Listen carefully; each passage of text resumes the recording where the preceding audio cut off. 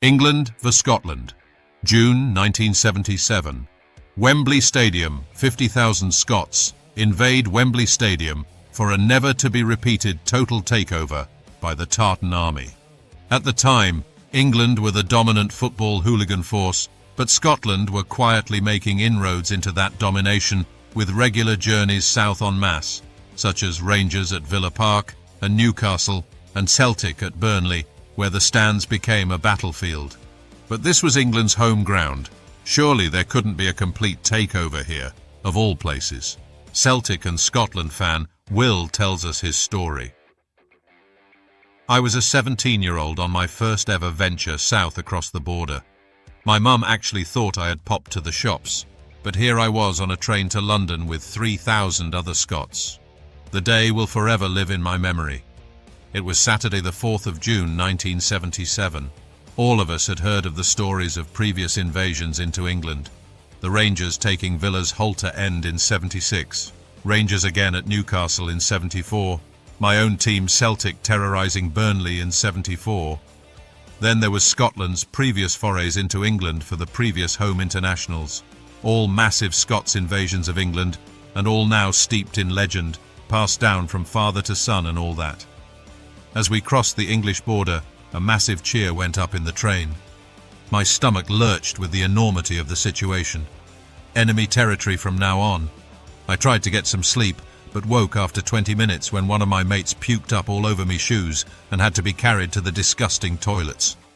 After what seemed like 3 days, but probably only 8 hours or so, we arrived in Euston Station in London. This was it.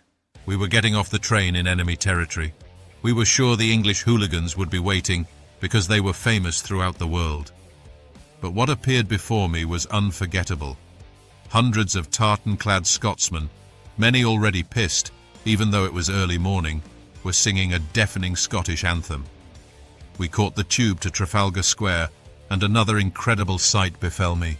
Thousands of Scots had taken over the square, the fountain, the plinths. Everything was tartan. The stench of beer had already filled the tube, but even in the open you could smell it on everyone. The police had already given up. Scots were pissing in the square, and the fountains openly in front of the police who daren't do anything. I had already heard of England fans being relieved of their tickets, but every England fan I saw were heading away from proceedings with their heads down, hoping the Scots wouldn't notice them. We had completely taken over the place. London was now Scottish. I can't remember anything about the actual game, but the noise when the players came out was deafening. I reckon those England players in the tunnel shit themselves. You could see the dread on their faces. The Scottish players came out to a home match and you could see them swell with pride. Dalgleish and McQueen scored for us, and I thought I might die of pleasure, but the best was still to come. At the final whistle, some Scots invaded the pitch, followed by more, then more and more, including me and my mates. We couldn't let a chance like this slip through our fingers, could we? Not a chance. Some bloke was wiping his arse on the grass. Others were pissing on it. A copper came on and tried to stop him, but he was surrounded by 20 mad Scots, and the guy taking the piss just danced around the copper, with his cock still pissing midstream. Most Scots were ripping up the Hallward Wembley turf and stuffing it in their pockets. One wag was wearing the grass on his head like a wig until his mate nicked it and ran off. Some were up on the crossbar, and then the crossbar broke and some lads carried it away.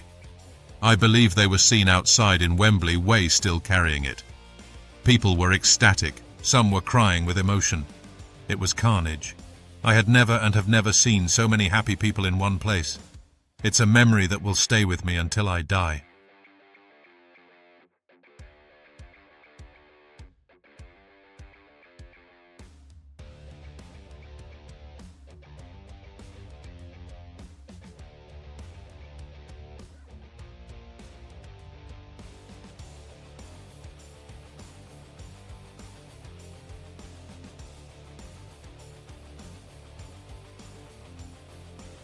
Eventually, after what seemed like hours, the police cleared the pitch, and we headed to Trafalgar Square, where thousands of Scots were jumping in the fountains and climbing the statues that were draped in Scottish flags. Eventually, we were too pissed to catch the train home, so we decided to sleep rough in Hyde Park, where we met up with some lads from Stirling who were doing the same.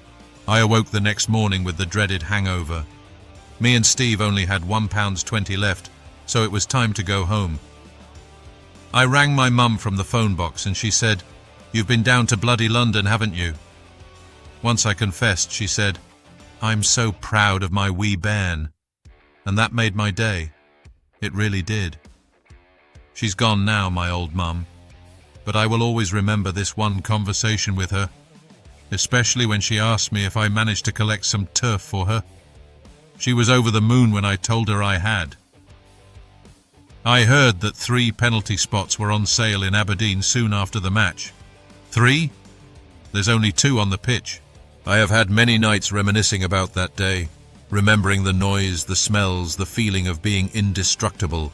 Thousands of mad Scots, all happier than they will ever be, dancing and singing and having fun. Whenever I meet a fellow Scot or a mouthy Englishman, I remember that day and smile, knowing that whatever they say or do, I will always have that wonderful memory with me until the day I die. The day when the Tartan Army took the piss at Wembley, literally. England fan Richard told us, "I was one of the few English at the match. I was due to meet up with mates, but they had had their tickets stolen by ticketless Scots. It was embarrassing, a total embarrassment. We were supposed to be top dogs, with firms like the Millwall Bushwhackers and West Ham's ICF, but it was a total no-show from any of them. The Scots were everywhere. From my journey on the tube from East London, I saw thousands of Scots at every tube station en route, maybe 50 English, such was their domination. The official attendance was 100,000, and the official Scottish allocation was 50,000, but trust me, it was 90,000 Scots at this match. I only survived because I spoke a decent Scottish accent, and the Scots around me were too pissed to notice or care. I admit it, I pretended to be Scottish. I was even draped in a tartan flag at one point. Oh, the shame. Anyway, things changed 10 years later when we took it to them in Glasgow, and that's my real story. 1987 was one of the biggest occasions in England's football hooliganism, and it needs to be told. Maybe next video we do it. I don't want to talk about 77 anymore. It will give me nightmares. We thanks Will and Richard for their recollections. It's clear that this was a complete takeover. You only have to view the scenes at Wembley in the videos to realise the extent of Scottish dominance over their English rivals. It does beg a belief that no English firms turned up, but they would have been massacred for sure, so just as well really. Anyway, thanks for watching. Please share, like and subscribe as it really helps our channel grow and give you bigger, better content.